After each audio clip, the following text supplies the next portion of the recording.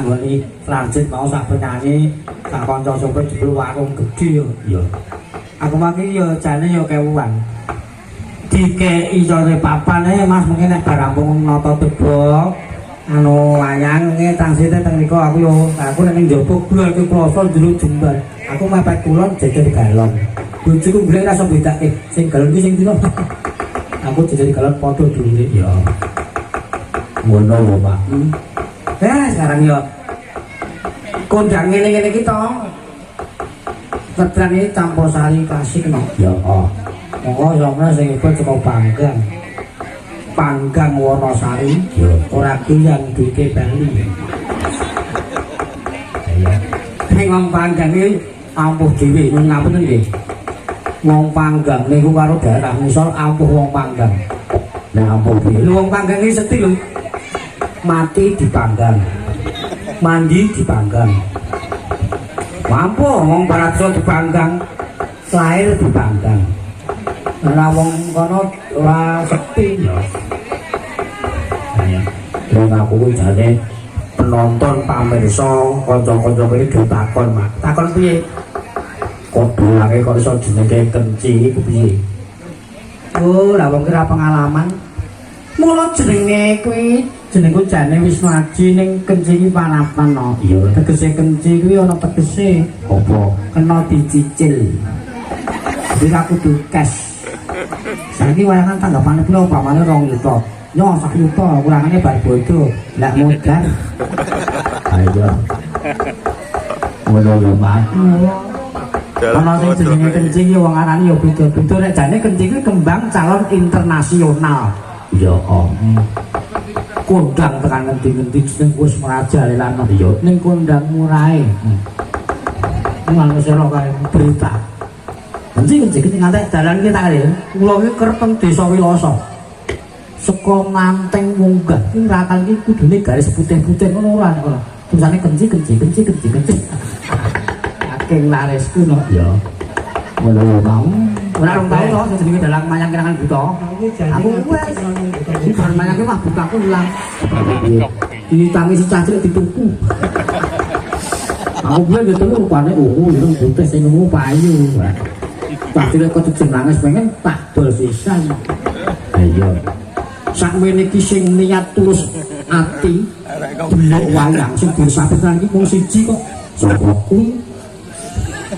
Ada cakruk kuwi. Nah, kaya bapak dengan botol kan lho, cap anggur lah.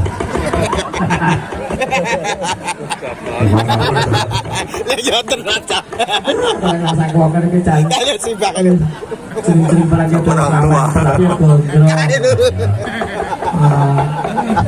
Tarto. Anggur orang tua. Siapa lagi lho? Ada yang jenenge Sugiman. Aku kok bapak kuwi. Cecolono. Oh, lah nek aku tak catet. Terus dibebas ya. Petro ya ono. Oh, pas aku nggo babong ora nggo Petro, berarti kakek kadile iki. Gareng ora gareng. Nek ora. Aku tahu ora payu dalang, ora payu MC manten. Aku payu dadi bintang tamu kon dadi gareng. Wah, aku munggah ning panggung iki lali lah pincang. Aku nonton manuk. Wah, gareng iki kudu pincang aku ya wangsulan. Wingi iki bar tak terapi mari. Gareng iki kudu lakone kecincik. Lah saiki tak takon. Sing jenenge dalang kuwi umum lho. Kaya Mas Peter kuwi ngresmekke gedung aula serbaguna bangun. Mas Kuat ngresmekke jembatan bangun. Aku ki solo tanah ae tak lakoni. Wayangan kok acarane solo tanah itu aku ora kok. Yo, ana wong njaluk lakon wae ya reko-reko.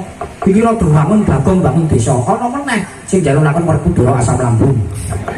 Semar Migren. Antasena bangun Indomaret. Wis pokoke dilakoni wae. Iya. Sing kuwi wis rumah cara dene anggapku gampang lakon kuwi. Ning sing paling angel iki siji dalang ora iso nglakoni selain aku. Sing jenenge lakon Petruk dadi ratu ana, Gareng dadi ratu ana, Gareng kembar, Bagong kembar, Petruk kembar ana. Ning iki aku tau dijaluk lakon kok do mumet takon tambah 150. Nggo pikir lakone apa, Mak? Bagong dadi Gareng. Wah, lho. Nah, iki penonton yang dan Selingan. ya liwat. Iya. Nah, ada wayangan ya. Lupa saya tolak itu kudu Pak yo.